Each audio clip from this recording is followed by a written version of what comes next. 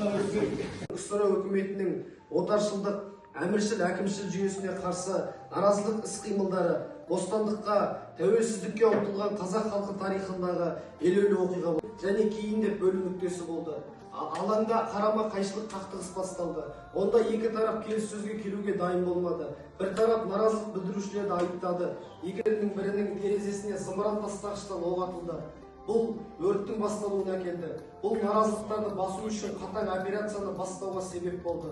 Назарбаев арандатуды арнайы қызметтер басталды. 99 адам сотталды. 264 студент оқудан шығарылды. 1987 жылы жазда КСР-ның қаулысы шығып, Қазақстан желтоқсан оқиғасы қазақ ұлтшылдығының көрінісі ретінде бағаланды. Желтоқсан оқиғасы қоғамның саяси өмірін демократияландыруға серпін берді. Құрбан болғандар Түгелбай Ташенов, Қайыргелді Күзембаев, Ербол Сыпатаев, Сабира Мұхамеджанова, Кенжегүл Молданазарова, Қайрат Рысқұлбеков, Мырзақұл Әбдіқұлов, Ләззат Асанова және тағы да басқалар. Сотталғандар 65-ші бабы бойынша 6 жылға бас бостандығынан айырылған. Ермеков Тоқтар Түйшенқұлұлы КСР қылмыстық кодексінің 65-ші бабы бойынша 5 жылға бас бостандығынан айырылған.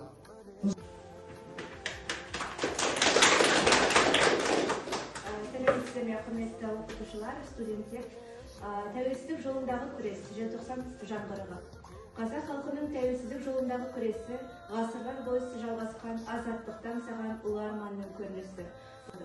Тағдырлары күйреді. Кейбір боздақтар сол күндері қаза тапты.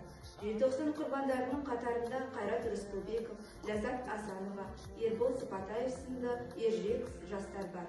Олар әділетсіздікке қарсы тұрып, өз салуына серпін берді. Арада 5 жыл өткен соң 1991 жылы 16 желтоқсанда Қазақстан өз тәуелсіздігін жариялады. Бұл желтоқсан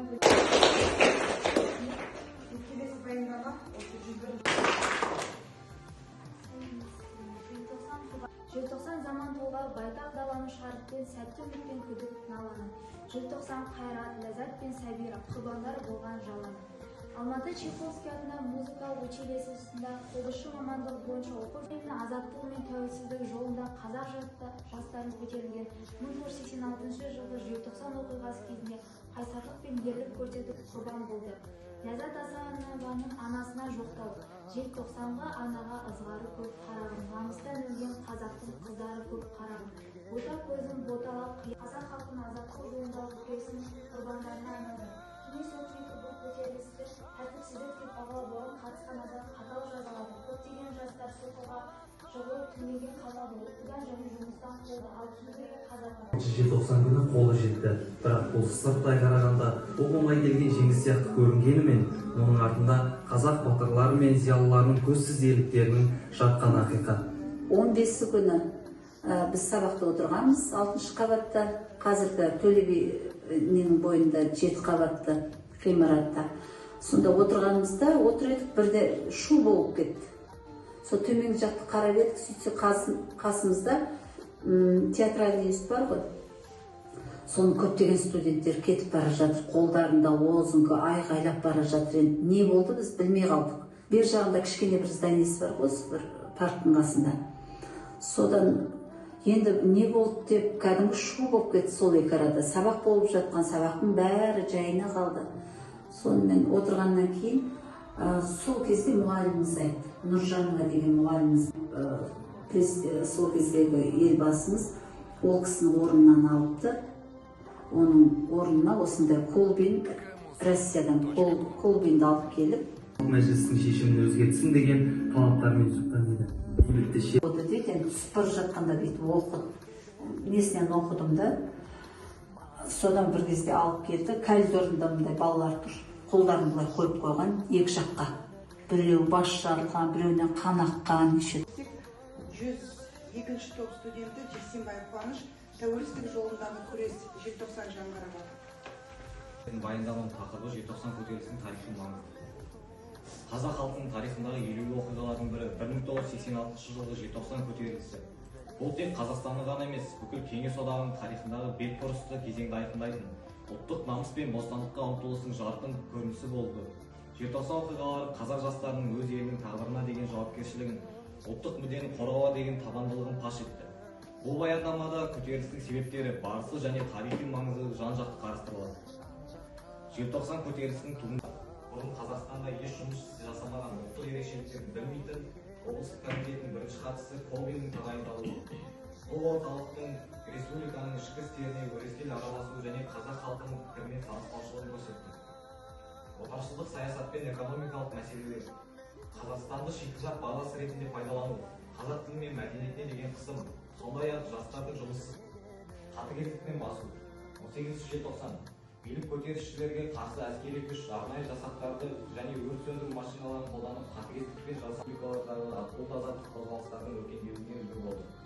Қазақстанның жаңа тарихы, ұлттық қаһармандық символы. Баяндамам желтоқсан оқиғасын қазіргі ұрпаққа береді. 1986 жылы желтоқсан оқиғасы қазақ халқының еркіндікке, әділеттілікке ұмтылған рухының айқын көрінісі. Бұл тарихи кезең қазіргі ұрпақ үшін аса маңызды болып келеді.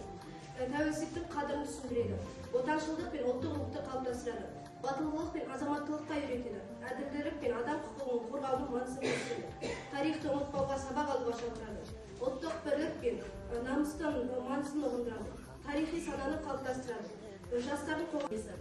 Олардың есімі жас ұрпаққа үлгі болып қала береді. Қайрат Рысқұлбекова, Жамбыл облысының Мойынқұм ауданының Көктерек кеңшарында тұрып, жұмыс істейтін Ноғайбай және Дәметкен Рысқұлбековтердің отбасына 60 жыл бас бостандығын айыру жазасына өзгертілді. Семей түрмесінде бостандық айыру орнына бара жатқанда белгісіз жағдайда қайтыс болған. 1992 жылы өлімнен кейін ақталды. 1990 Панфилов ауданы Еңбекші ауылында 1964 жылы дүниеге келген. Желтоқсан көтерілісінде ол Алматыдағы энергетика институтының 2-ші курс студенті болған. Кейбір мәліметтерде оның әке-шешесі жоқ, яғни туысқандардың қолында өмір сүрген деп деректер беріледі. Ербол Сыпатаев және Ләззат Асанова. Жаркент қаласындағы Ләззат Асанова мен Ербол Сыпатаев құрметіне хикметқалдағы нақты көшенің атауы туралы дәл ресми ақпарат сайттарда жоқ, бірақ Қазақстанда 1986 жылы желтоқсан оқиғасы құрбаны ретінде Қайрат Рысқұлбеков құрметіне еске алу белгіленген орындар мен іс-шаралар бар. Оларға мысалы тарихи мемориалдық Еркін ұрпақтың мұрагерсіңдер. Сендер сол ерліктің жалғасысыңдар. Жастар, тарихты біліңдер, елді сүйіңдер, намысты қолдан бермеңдер. 1986 жылы алаңға шыққан біз сендердің жастарында едік.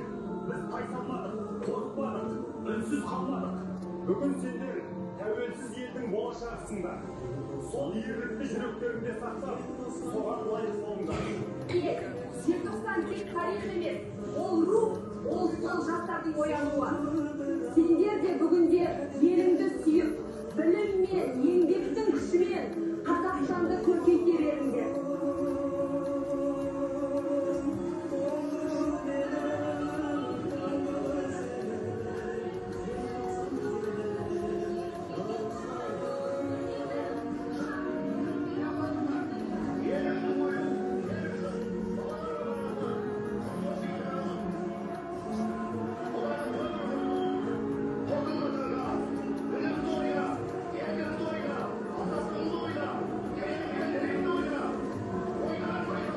Бізді ұмытпай, бізге арнап іс-шара өткізіп отырған Талғар жоғары медициналық колледжінің оқытушылары мен білім алушыларына мың алғыс.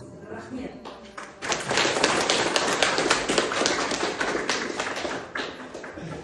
Аса ірі маңызды шешуші оқиғалардың бірі 1986 жылғы желтоқсан оқиғасына арналды. Бұл еліміздің тәуелсіздігіне ызғары мен жастардың жүрегіндегі алауды сезіне алдық. Жастардың алаңға шыққандағы жалынды үні Қайрат, Ләззат, Ербол сынды батырлардың ерлігі ешқашан ұмытылмауы керек. Олар бізге тәуелсіз өмірдің, көк байрағымыздың, еркіндігіміздің қандай жолмен сүйетін рухы биік азамат болу, бұл әрбір Мұқылжан.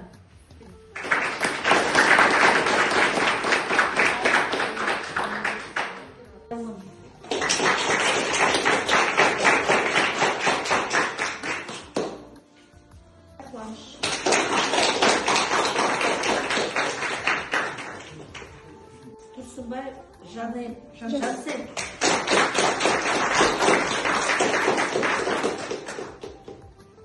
Серік қызы Динара.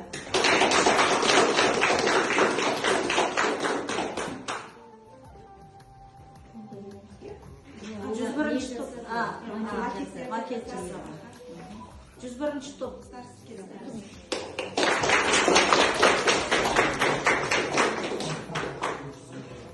102 топ.